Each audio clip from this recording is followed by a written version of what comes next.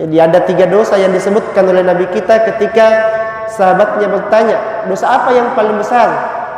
Yang pertama mempersekutukan Allah, yang kedua membunuh anak karena khawatir dia makan bersama dengan kita, dan yang ketiga berzina dengan istri tetangga. Kemudian pelajaran yang ketiga dari hadis ini, menyekutukan Allah dengan sesuatu apapun merupakan dosa yang paling besar di atas muka bumi ini. Jadi sekali lagi, dosa yang paling besar di antara semua dosa yang ada adalah mempersekutukan Allah. Namun sayang sekali di atas sebagian, bahkan sangat sedikit di antara dai-dai kita yang kemudian mau menyinggung tentang perbuatan dosa besar ini.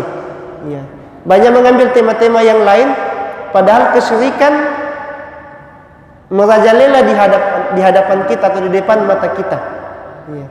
Dan ini adalah dosa yang paling besar. Tidak ada lagi dosa yang melebihi perkara syirik. Allah Subhanahu wa taala berfirman, "Innasyirka la zulmun azim." Sesungguhnya syirik itu adalah kezaliman yang paling besar. Di antara akibat yang didapatkan oleh hamba akibat mempersekutukan Allah adalah yang pertama, akan sesat di dunia dan di akhirat. Allah Subhanahu wa taala berfirman, barang siapa yang mempersekutukan sesuatu dengan Allah, maka sesungguhnya ia telah tersesat sejauh-jauhnya. Walaupun kita saksikan di antara pelaku-pelaku syirik itu ada juga yang dekat dengan agama misalnya. Mohon maaf, ada juga yang sudah haji, rajin ke masjid. Namun di sisi yang lain dia melakukan kesyirikan yang kata Allah sungguh dia telah berada pada kesesatan yang sangat jauh. Kemudian akibat yang kedua dari dosa syirik ini, tidak akan diampuni oleh Allah Subhanahu wa taala jika mati sebelum bertobat.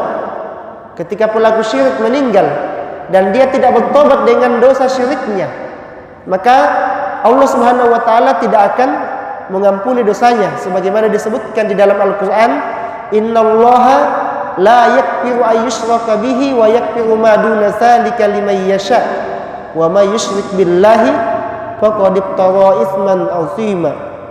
Sesungguhnya Allah tidak akan mengampuni dosa syirik, dan Allah mengampuni segala dosa selain dari syirik itu bagi siapa yang dikehendakinya. Barang siapa yang mempersekutukan Allah, maka sungguh ia telah berbuat dosa yang sangat besar. Kemudian yang ketiga, akibat dari dosa syirik ini adalah semua amalannya akan terhapus dan sia-sia. Allah Subhanahu wa taala berfirman, "La in asyrakta la yahbatanna amaluka wa la takunanna minal khasirin." Seandainya mereka mempersekutukan Allah, maka lenyaplah semua amalan yang mereka kerjakan. Jadi walaupun menjaga salat 5 waktu, bahkan di masjid, berpuasa di bulan Ramadan, sudah melaksanakan ibadah haji, berinfak dengan jumlah yang sangat besar, namun ketika di sisi yang lain dia mempersekutukan Allah, dia beribadah kepada selain Allah, di samping dia beribadah kepada Allah, dia juga beribadah kepada selain Allah, maka semua amalannya itu kemudian dihapus atau lenyap, tidak ada nilainya di sisi Allah Subhanahu wa taala.